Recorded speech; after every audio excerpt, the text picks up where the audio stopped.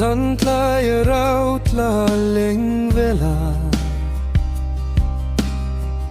lung ngay chung chuan khawvel la tawng lu sun tap ri chuan top zai relo nung rong thi sen chua hmangan range Mwana te chuan kian zai rel ta lei ang gui zo tai lim na renga om con lo Hmangaihna dai zo tai se ta nang ro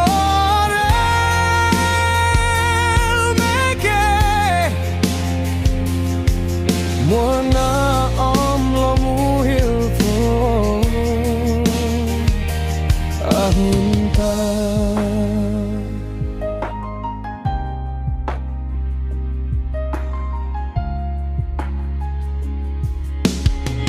khawvelin machen meke rai ra riang nu nun tui ngaihna Kudap ten hunang chang lo sirah nol Sual ra la lian ring tu an rume Him tu nei tu khawvel la la nita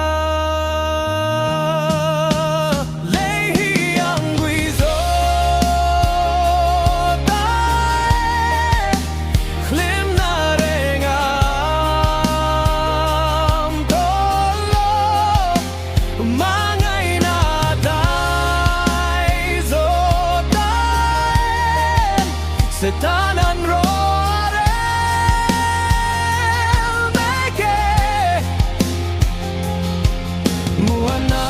am lo muhil to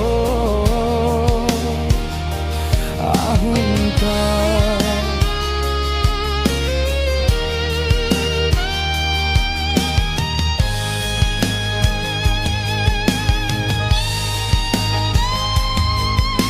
Hmangaihna